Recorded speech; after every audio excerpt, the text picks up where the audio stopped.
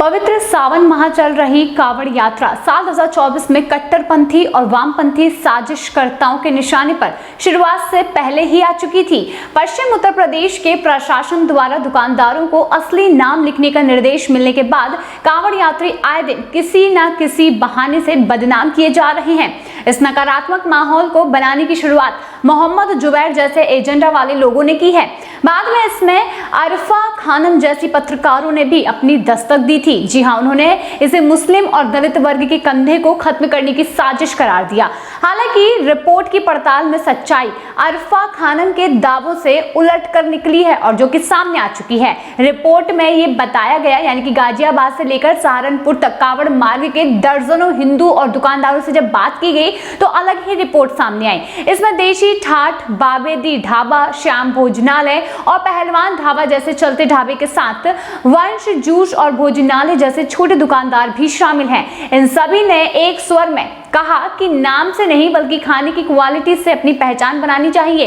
अश्वनी सैनी, राम कुमार आदि ढाबा मालिकों ने ये कहा कि उन्होंने तो कभी किसी मुस्लिम त्योहार में अपनी दुकानों के नाम नहीं बदले हैं। वहीं इन सभी ने एक स्वर में यहाँ तक कह दिया कि अगर इनको इस्लामी नाम रखकर प्रति घंटे लाखों रुपए का फायदा हो तो वो भी अपने असली पहचान में लाइन तो दूर मात्रा और शब्द का भी बदलाव नहीं करते हैं। सहारनपुर जिले में अंबाला देहरादून मार्ग पर स्थित एक हिंदू ढाबा मालिक ने यह बताया कि उनके आसपास कम से कम आधे दर्जन ढाबों के मालिक मुस्लिम हैं जो कि हिंदू नाम से कारोबार कर रहे थे। उन्होंने ये दावा किया कि प्रशासन की सख्ती के बाद कई दुकानदारों ने अपने असली नाम लिख लिए थे, लेकिन सुप्रीम कोर्ट का आदेश आने के बाद वो फिर से अपने पुराने नाम पर आ चुके हैं और अपना पुराना रूप दिखा रहे हैं।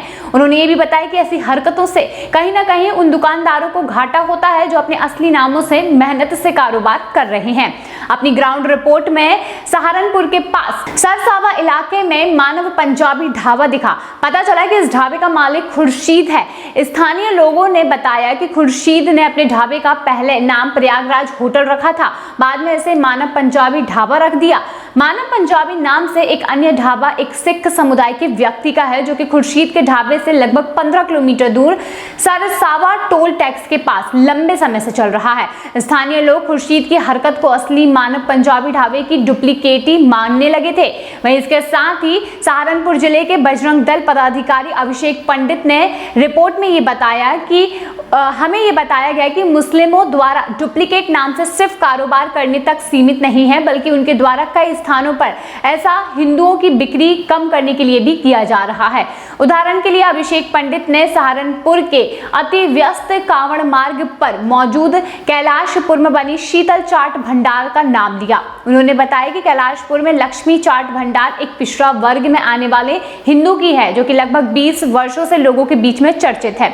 अभिषेक का ढाबा है कि एक चाट की दुकान की बिक्री को कम करने के लिए पूरी तैयारी से इसके बगल में शीतल चाट नाम की एक नई दुकान हूबहू इसके इंटीरियर से मिलाकर लगभग 3 से 4 साल पहले खोली गई। शीतल चाट का असल मालिक जहांगीर बताया जा रहा है। आरोप है कि उसने लक्ष्मी चाट के ग्राहक तोड़ने के लिए सभी संभव प्रयास किए। हालांकि लक्ष्मी चाट आज भी अपनी बेहतर क्वालिटी के चलते स्थानीय लोगों की पहली पसंद बनी हुई है। बजरंग दल पदाधिकारी अभिषेक पंडित द्वारा लगाए गए आरोपों की जमीनी पड़ताल के लिए रिपोर्ट ने कैलाशपुर के स्थानीय समाज सेवी और भाजपा नेता राजेश जौहरी से संपर्क किया।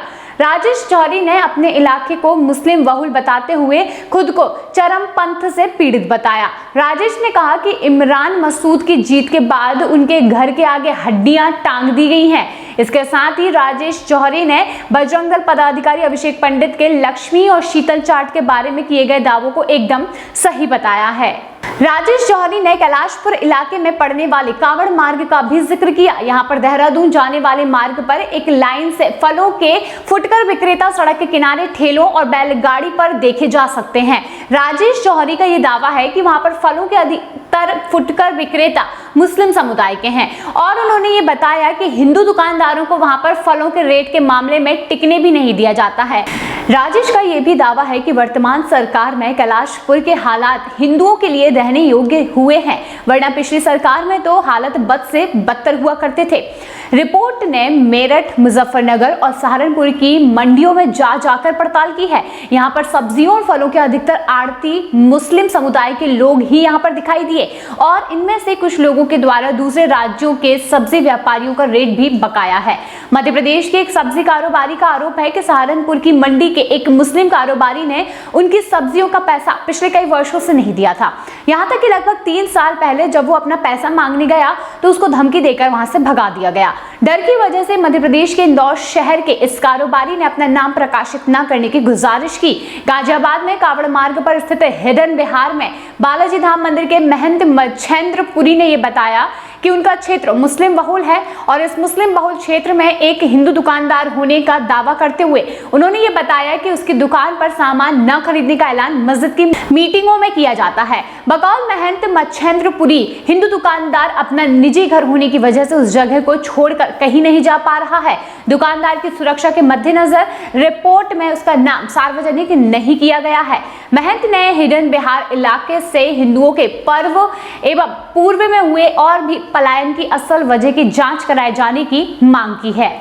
यानी कि पहले जम्मू कश्मीर में ही यहाँ पर लोगों को सुरक्षा के लिए तैनात पुलिस की जाती थी, लेकिन अब यहाँ पर आर्मी के साथ साथ कावड़ यात्रा को भी सुरक्षा की जरूरत पड़ गई है। यानी कि कावड़ यात्रा हर जगह निकाली जाती है। सावन के पर्व में कावड़ यात्रा निकालना एक बहुत ही शुभ माना जाता है, लेकिन अब कावड़ यात्रा को भी सुरक्षा की जरूरत पड़ रही है। यानी कि अब यहाँ पर हिंदुओं को जागृत होने की बेहद ज्यादा जरूरत है। अगर आज भी हिंदू नहीं जाग पा रहे हैं तो ये समझ लीजिए कि आने वाले समय में मुसलमान बहुत ही ज्यादा अपनी तरीके से यहाँ पर दावा ठोकेंगे और हिंदुओं को जीना मुश्किल कर सकते हैं, क्योंकि कावड़ यात्रा बहुत ही शुभ मानी जाती है और उसको अशुभ करने के लिए मुस्लिम किसी भी हद तक जा सकते हैं। तो मुसलमानों को रोकने के लिए यही एक पहल है कि अभी हिंदुओं को संभल जाना चाहिए और अपने पर्व को बड़ी ही धूमधाम से और बिना किसी डर के निडरता से बड़ी ही अच्छी तरीके से मनाना चाहिए। लेकिन इस तरीके से अगर आज हिंदू डरेगा तो शायद आने वाले समय में ये स्थिति बद से बदतर भी हो सकती है। तो दोस्तों, इस पर आपका क्या कहना है कमेंट सेक्शन में जरूर बताइए।